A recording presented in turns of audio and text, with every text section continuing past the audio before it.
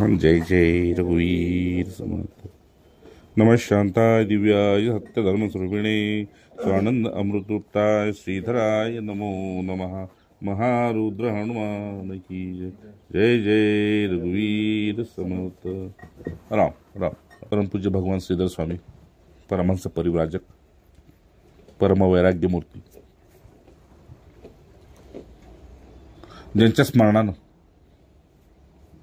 ज्ञानोत्तर भक्तीकडं जिज्ञासू साधकाची सहज वाटचाल झाली पाहिजे, ज्यांच्या संगतीनं अनेकांनी मायामोहाच्या चिखलात रुतलेली गाडी पुन्हा एक वेळ साधनेच्या आणि तपाच्या वाटेवर आणून श्रुतीसंमत चरैवेती चरितीप्रमाणे लक्ष साधण्यासाठी अपार कष्ट घेतलं. त्याचं कारण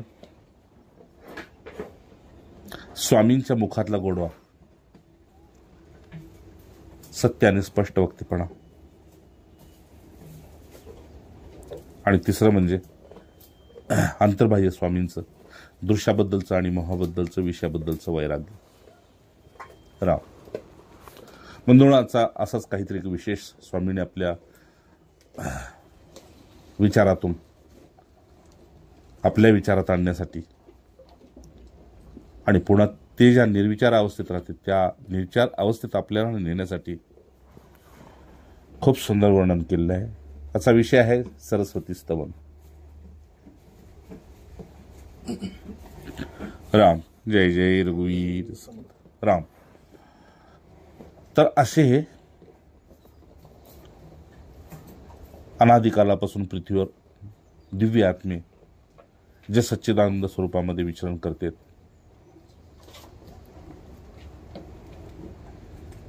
जे समजण्याच्या आणि शब्दाच्या पलीकडे आहेत, ज्यांच्याबद्दल श्रुती मौन झाली, ज्यांच्याबद्दल वेद गतव्यथा झाला, ज्यांच्याबद्दल पुराण मौन झाली, आणि केवळ या पुरुषांचा संगच हवा या अपेक्षेने त्यांच्या चरणावर पडून राहिली. बस चारी युगामध्ये असे दिव्यात्मे वारंवार पृथ्वीवर येत राहतात. फक्त आपल्याकडे ते आपलं भाग्य आणि ती ओळखण्याची दृष्टी पाहिजे, आणि दैवयोगाने त्यांचा जर संघ भेटत असेल तर नारायण हरी. ओम. असा स्वामींनी विषय जो घेतलेला आहे आजचा, अर्थात सरस्वती स्तवन. या कुंदेंतु तुषारहार धवला, या शुभ्रवस्त्रावता, या वीणावरदंड मंडित करा, या श्वेत पद्मासना. आणि शेवटच्या चरणात सामाम पातु सरस्वती निशेष जाट्या पहा.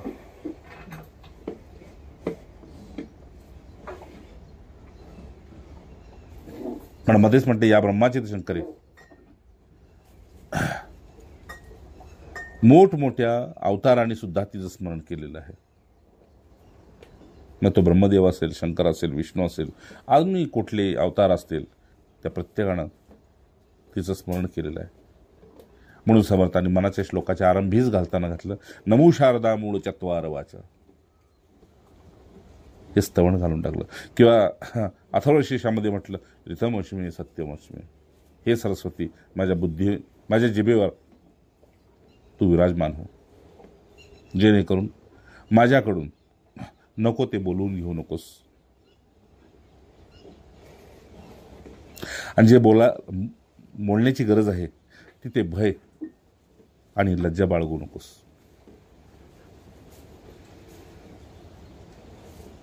राम. असा विषय घेऊन स्वामींचं जे हे स्तवन विचरित आहे त्यात स्वामी म्हणतात की हे सुविमले, तुझ्या ठिकाणी दुष्ट दूषित असं काही नाही.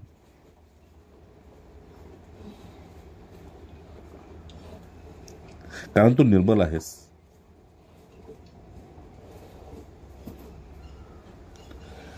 त्या निर्मलतेचं कारण म्हणजे तू ब्रह्मविद्येचीच एक दुसरी स्वरूपिणी आहेस. तू कृपेने माझ्या वाणीत आणि बुद्धीत आविर्भूत झाली, बस म्हणजे माझं काम संपलं. अर्थात पुढे मला कसली याचना, प्रार्थना, स्तवन करण्याची गरज राहणार नाही. कारण काय याचं?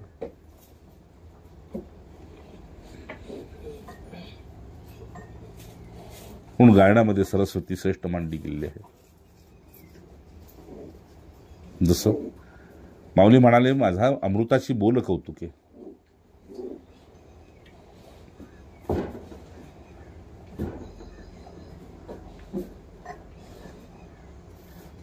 कशाबद्दल?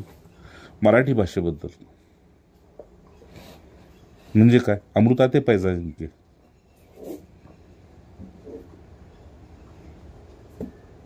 ज्याला व्यक्त करता येत असेल. आवाज कावळ्याच्या मुखातून बी निघतो आणि आवाज कोकिळीच्या मुखातून सुद्धा निघतो. तसं ब्रह्मनिष्ठाच्या मुखातून सुद्धा आवाज निघत असतो आणि बुद्धिभ्रष्ट झालेल्याच्या मुखातून आवाज निघत असतो. पण त्याच्यामध्ये फरक असतो. जसं समाधीस्थ पुरुष आणि मृत व्यक्ती यातला फरक त्याच्या नाडीवरून कळतो, श्वासावरून कळतो. तसं ज्याच्यावर सरस्वतीची कृपा झालेली आहे, असं भगवान वेदव्यास आहेत, तुलसीदास आहेत, कालिदास आहेत, अनेक आहेत असे महापुरुष.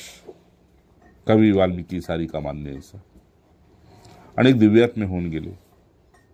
त्याच्या पाठीमागं काय होतं? तर त्या आराध्य दैवताची, इष्टदेवतेची अशी महत् कृपा होती की साक्षात त्यांचं आव्हान सरस्वतीपर्यंत, सरस्वतीची कृपा गणेशावर म्हणजे बुद्धीवर झालेली आहे.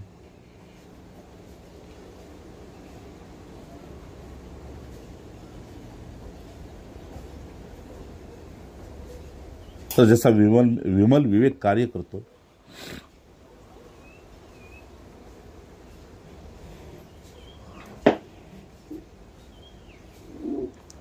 व जो कृतज्ञ आणि विनयशील असतो,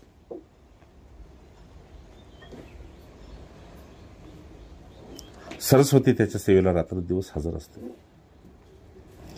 असे भरपूर दिव्य आत्मे झाले ज्यांनी 24 तासामध्ये कुठल्याही मुहूर्तामध्ये उठायचे आणि लिखाणाला गायनाला सुरुवात करायची.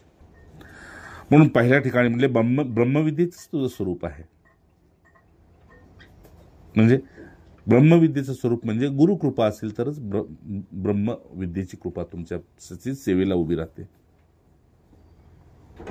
तुझ्या कृपेनं माझ्या वाणीमध्ये आणि बुद्धीमध्ये आविर्भूत झालीस तर माझं काम संपलं. प्रार्थनेची पुढे मला गरज राहणार नाही. हा विषय संपून जाईल. याचं कारण बंधून असं की अनेक तरंगातून महासमुद्र जसा व्यापून असतो,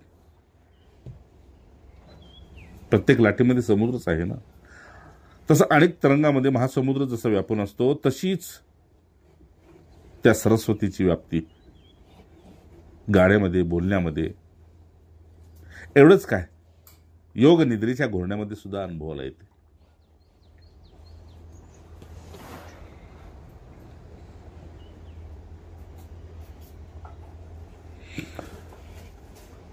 म्हणून सरस्वतीला नमन करणाऱ्या महापुरुषाने असं म्हटलंय की माझ्या बुद्धीने, वाणीने तुझंच दर्शन होत असतं. माझी वाणी आणि बुद्धी फक्त निमित्त असतं. तर अनेक तरंगातून महासमुद्र जसा व्यापून असतो, तशीच हे माते सरस्वती प्रत्येकाच्या मुखातल्या, जसं ज्ञानेश्वराची ओवी, तुकोबांच्या अभंग, तर कुणाची आर्या,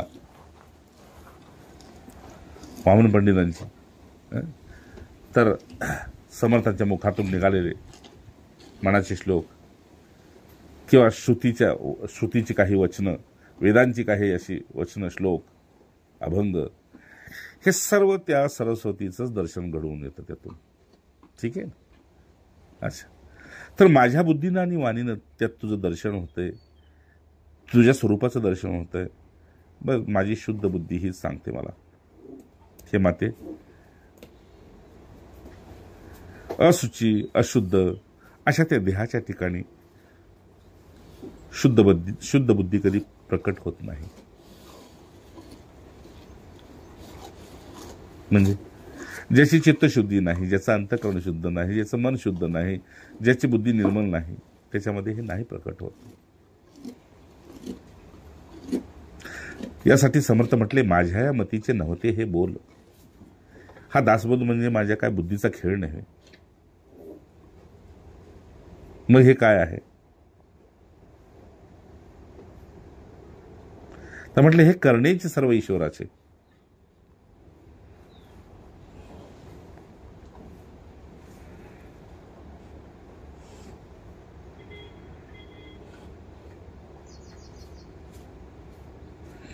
घाणीत भरलेल्या अशा ते देहाच्या डोळ्याला या मृत्यूलोकात पाहायला तरी असं काय चांगलं आहे का? काय चांगलं आहे? आणि जे चांगलं दिसतंय त्याच्यातलं देव पण पाहत नाहीत. त्या डोळ्यातून भोगबुद्धी निर्माण होते, योगबुद्धी नाही. म्हणून हे सरस्वती, या सृष्टीमध्ये जर मला काही चांगलं दिसत असेल त्यात सुद्धा मला माझ्यावर तुझी कृपाच आहे. कारण त्यात सुद्धा मला वाहत्या वाऱ्यामध्ये, वाहत्या पाण्यामध्ये, गाईच्या दुधामध्ये, गाईच्या वासरामध्ये, गाईमध्ये, तुळशीमध्ये, कदरीबनामध्ये, कुठे जिकडे पाहेल तिकडे मला तुझ्या निमित्तानं ईश्वराचं दर्शन होतंय. कारण मिथ्या जगामध्ये डोळ्याला चांगलं पाहण्यासाठी असं काय असेल का?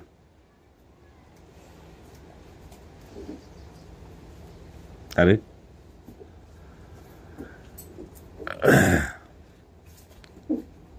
जिथं भोगबुद्धीचे लोक संग्रहित झालेले असते त्या ठिकाणी जर आपण जाऊन पाहिलं तर एक दुर्गंधीची धार असते.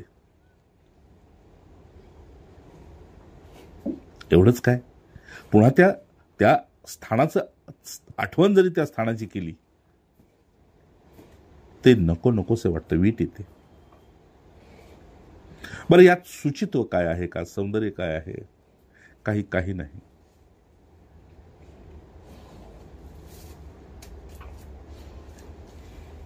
अरे देहामध्ये या रक्त वाहतं म्हणून काय आपण वाहतो का?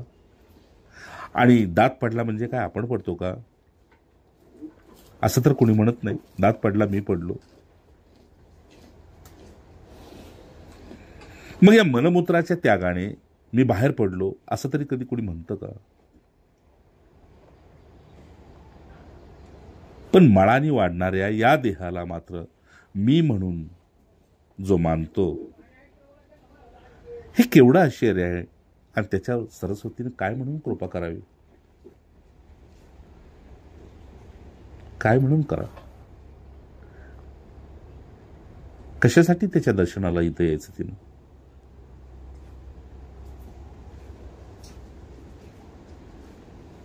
एका अर्थानं म्हणायचं म्हटले, देहाच्या ठिकाणी प्रेम करणं म्हणजे नरकाच्या ठिकाणी प्रेम करण्यासारखंच आहे. कारण मलमूत्राच्या स्थानी सुद्धा आपण आपल्याच दुर्गंधीची अनुभूती घेतल्यानंतर प्रस्थानासाठी गडबड करतो.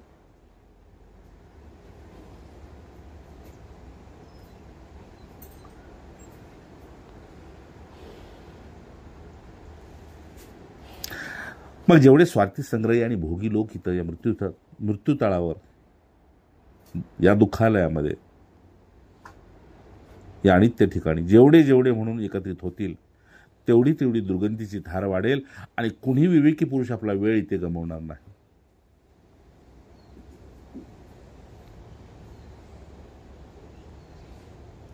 म्हणून संधीचं सोनं करण्यासाठी संतांच्या संगतीनं या मृत्यू लोकाचा प्रवास जेवढा कमीत कमी करता येईल, रात्रंदिवस त्याचाच ध्यास घ्यावा. आणि ही खऱ्या अर्थानं गणेश आणि सरस्वतीची कृपाच आहे की पडून राही तुझी ठाई, तुझ्या दारात पडून राहील. पण मला या मृत्यू लोकाच्या या मृत्यूलोकाच्या कचाट्यातून बाहेर काढ.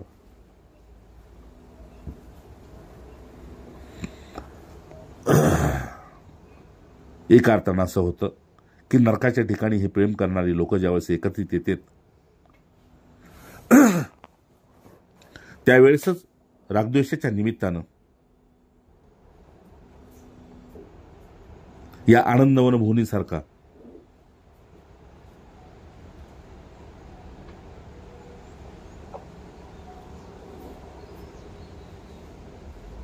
संतांच्या पदस्पर्शानं निर्मळ झालेला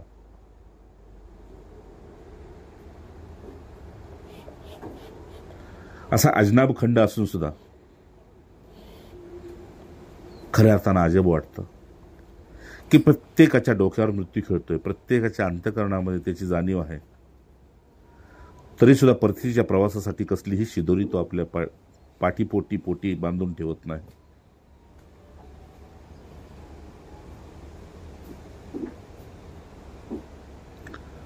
आणि हे सगळं पाहिल्यानंतर असं वाटतं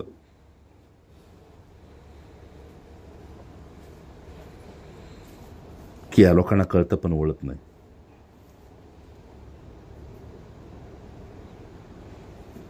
म्हणून सरस्वतीची कृपा ज्याच्यावर होते तो अंतःकरणामध्ये एवढंच समजतो की मना बोले नीच शोषित जावे, स्वय सर्वदा नम्र वाचे वदावे. यांचे अंतःकरण प्रसन्न करण्यासाठी यांच्यातलं चैतन्य स्वरूपाचं दर्शन तू कर, जे त्यांना घडलेलं नाही स्वतःमध्ये आणि तुझ्यामध्ये सुद्धा. म्हणून त्यांना क्षमा कर आणि पुढे चाल. असो महापुरुषांना असं वाटतं काय सांगू, अनात्म स्वरूपाच्या म्हणजेच या देहाच्या ठिकाणी आत्मबुद्धी ही अविद्येमुळेच निर्माण झालेली आहे. आणि अविद्येचा जन्म अज्ञानाच्या पोटी झालेला आहे. आणि अज्ञानाच्या पाठीमागं कारण तुमचा मोह आहे. मोहाच्या पाठीमागं कारण तुमची भोगबुद्धी आहे. भोगबुद्धीच्या पाठीमागं कारण विषयाचा रस आहे. विषयाच्या रसाच्या पाठीमागचं कारण तुम्ही वारंवार तेच भोगलेलं आहे.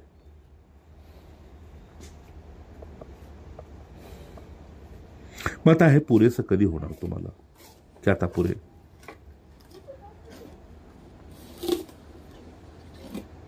अरे पोट भरलं तर जनावर सुद्धा मागं सरतं.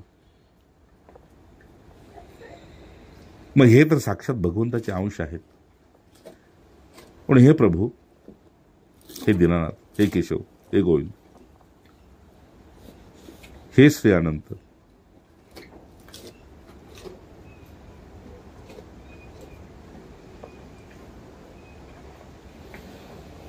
यांच्यावर काहीतरी दया व्हावी, कृपा व्हावी आणि आत्मबुद्धी जागी होऊन अविद्येचा नाश व्हावा. अज्ञानतिमिरंधस्य ज्ञानांजन शलाकया चक्षुरुन्मिलितं तस्मै श्री गुरवे नमः. सर्वाच्या ठिकाणी अविद्या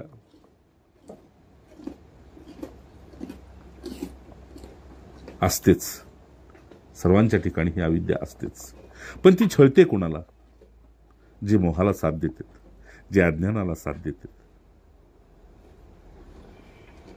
म्हणून हे माते अभय,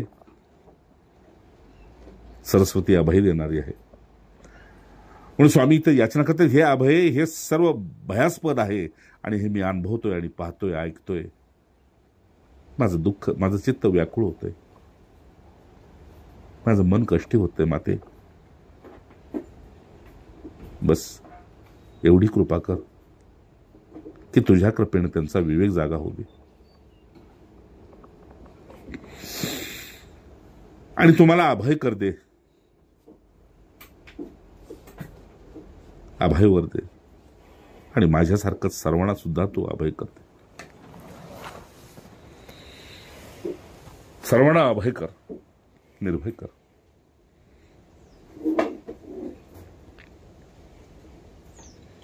हे सदय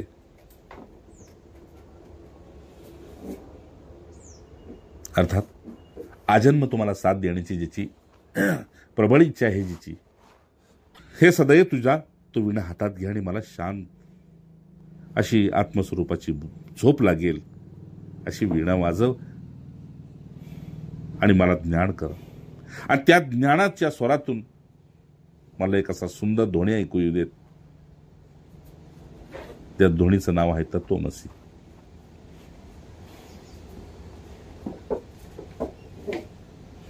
हे जगन्माते, मी फक्त प्रार्थना करतोय, याचना करतोय. खऱ्या अर्थानं तुझी खरी स्तुती कोण करू शकेल?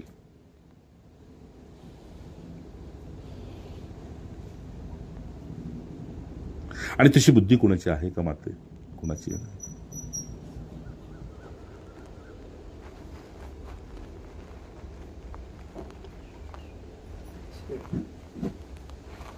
अशी तुझी बुद्धी कोणाची आहे? विद्येत इथे देवी हा स्वयंप्रकाश ज्ञान देणारी, मोक्ष देणारी, सर्व देवाकडून उपासली जाते अशी जी मोक्षश्री, त्या तुझा जय जयकार असो.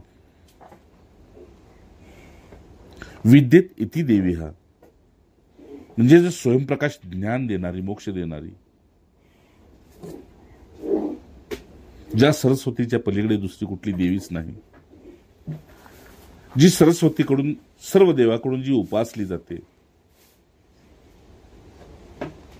सर्व देवता तिचीच उपासना करते. म्हणून सुरुवातीला नमो शारदा मूळ चत्वार वाचा, गमू पंत अनंत या राघवाचा.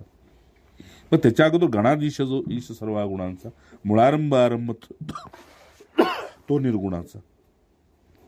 आरंभीच वंदन कोणाला केलं? सरस्वतीला आणि गणेशाला, गणेशाला आणि सरस्वतीला.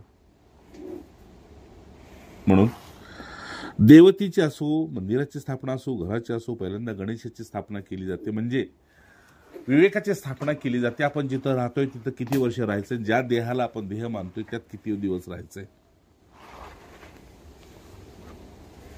याचा विवेक कर. याच देहाला तुझेच नातेवाईक स्मशानामध्ये राग करून माघारी फिरणार आहेत.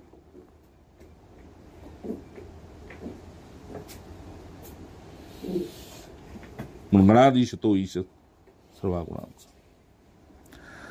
सर्व देवांना देवपण देणारी तुझी जी सद्बुद्धी आहे, दगडाला, धातूला,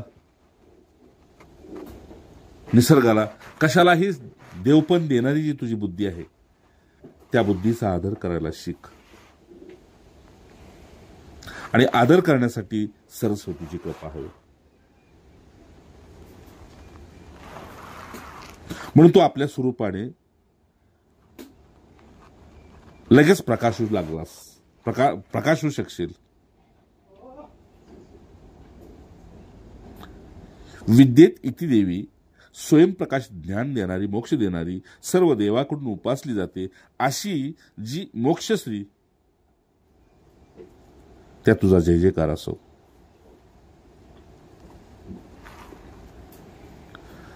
म्हणून हे सरस्वती, तू आपल्या स्वरूपाने प्रकाशू लागलीस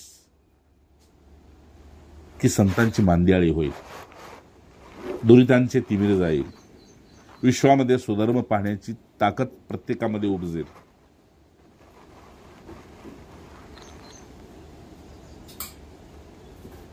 आणि एवढं कौतुक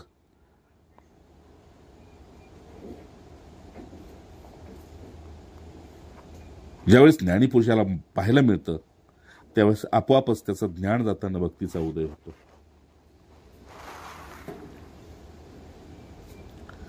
म्हणजे तू या जगात जशी व्यापलेली आहेस तशी तू या देहात व्यापलेली आहेस. जशी या देहात आहेस तशीच तू जिभेवर आहेस. जशी तू जिभेवर आहेस तशीच तू कानामध्ये आणि डोळ्यामध्ये आहेस. पण डोळ्यांना रूप दिसू लागतं, कानानं संगीत ऐकू येतं आणि मुखाने वाणू गोड बोलू लागते. कीर्तमच्मे सत्यमच्मे. हे माते, तू आपल्या स्वरूपाने प्रकाशू लागलीस म्हणजे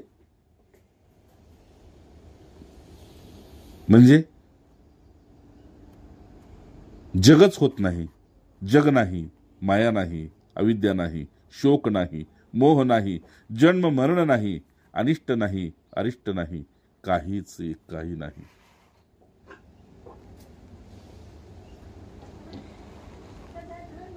त्याला संत म्हटले आनंदाचे डोही, आनंद तरंग, आनंदाचे अंग, आनंदाचे. त्याला श्रुती म्हणते ओम पूर्णमदा पूर्णमिदम पूर्णात पूर्ण मुदच्यते पूर्णस्य पूर्णमेवावशिष्यते.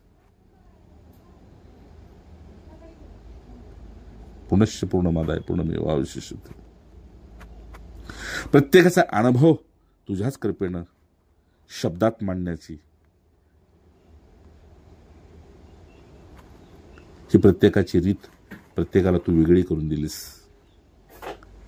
जसं माऊलींची ओवी तुकोबांच्या अभंगाची बराबरी करू शकत नाही आणि तुकोबाचा अभंग माऊलीच्या ओवीची बराबरी करू शकत नाही. ज्याची त्याला स्वतंत्र दिलं.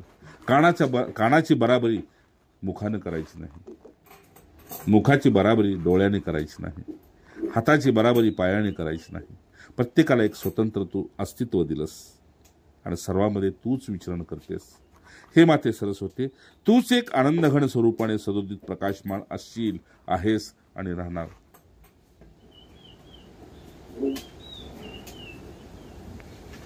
हे कृपाने देत तसंच होऊ देत. म्हणजे हे तसंच होऊ देत म्हणजे दुरितांचे तिमिर जाऊ देत आणि जो जे वांचील तो ते लावू देत. म्हणून मी जी विश्वात्मक देवाला प्रार्थना केलेली आहे, वेदाने जी केलेली आहे, संतांनी जी केलेली आहे, ऋषीमुनींनी जी केलेली आहे, अज्ञानानं ज्ञानियांनी जी केलेली आहे, माझ्या प्रार्थनेतून तुला चरणवंदन करताना तशीच एक अशी हाक आहे की ओम तत्सदिती. बस हे तसंच होऊ देत. कसं होऊ देत? तर आर्त भावनेने केलेले प्रार्थनेतून ज्याच्या हृदयाचं तुला दर्शन होतंय,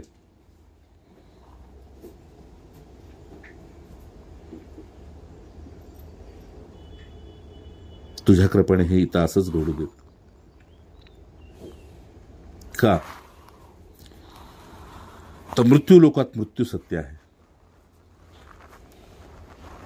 मोह लोकात दुःख सत्य आहे.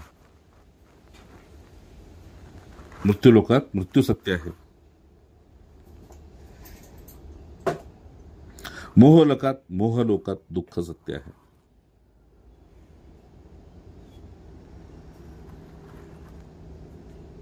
तसं सिद्ध लोकामध्ये प्रेम सत्य आहे. सिद्ध लोकांमध्ये साधन आणि तपाच्या बळावर हे स्थिर झालेले नाहीत, तर हे पुरुष फक्त प्रेमाच्या बळावर स्थिर झालेले आहेत. आणि त्याच्या प्रेमाची सिद्धी भगवंताला एवढी प्रिय झालेली आहे की शेवटी भगवंताने आपल्याच मुखाने सांगितलं, संत मेरे मुकुटमणी.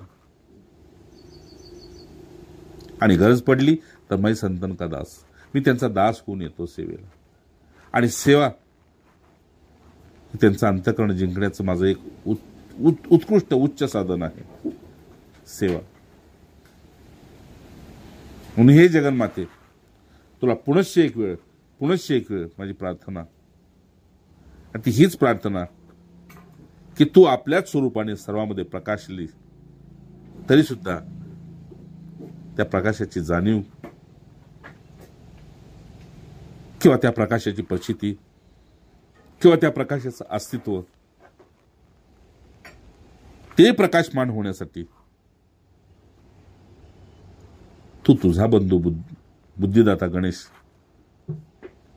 त्याला सहाय्य हो. म्हणजे मायेच्या रूपात जग दिसणार नाही, प्रेमाच्या रूपात दिसेल, बंधुभावाच्या रूपात दिसेल, आप्त इष्टांच्या रूपात दिसेल, देवी देवतांच्या रूपात दिसेल. आणि मग सर्व अंगातून भगवंताचं दर्शन घडेल. सर्व अंगातून ते दर्शने स्पर्शने पुण्य जोडे, ते भाषणे नष्ट संदेह मोडे. सर्व अंगातून त्या भगवंताचं दर्शन घडेल. हे जगन्माते असं काहीतरी कर. आणि म्हणून तुला याचना केली की जग नाही, माया नाही, विद्या नाही, शोक नाही, मोह नाही, जन्ममरण नाही, अरिष्ट नाही, अनिष्ट नाही, तुझ्याशिवाय इथे काहीच नाही. तू आनंदघन स्वरूपिणी आहेस, तू सदोदित आहेस, तू प्रकाशमान आहेस, तू अखंड आहेस. तुझ्या चरणी कोटी कोटी वंदन, तुझ्या चरणी कोटी कोटी नमन. आणि ज्याच्या अस्तित्वानं तू राहतेस त्याच्या चरणी साक्षात दंडवत प्रणाम.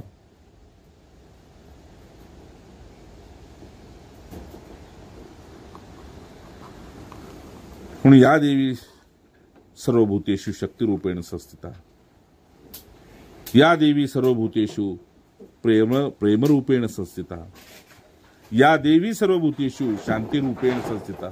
आणि प्रार्थनेमध्ये नमस्तस्य नमस्तस्य नमस्तस्य नमो नमः एक 3 वेळा, म्हणजे काया वाचा मनानं एक तुला प्रणाम करण्याशिवाय माझ्याकडे दुसरं काही नाही.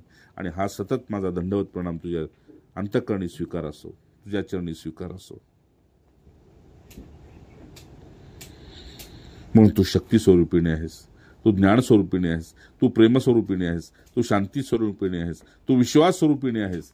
हे सरस्वती सगळी स्वरूप तुझ्यामध्ये आहे, सर्वांची स्वरूप तुझ्यामध्ये दडलेली आहेत.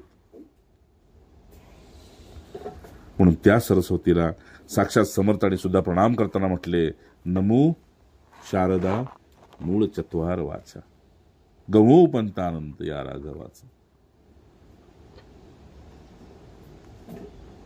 या राघवाचा शोध घेत घेत सरस्वतीनं आपला प्रवास जिथं संपवला, आपल्यासाठी तेच अप्रतिम तीर्थक्षेत्र आहे, तीर्थस्थान आहे, आणि ते म्हणजे आत्मस्वरूप. इति कृष्णार्पणमस्तु. इति शिवम.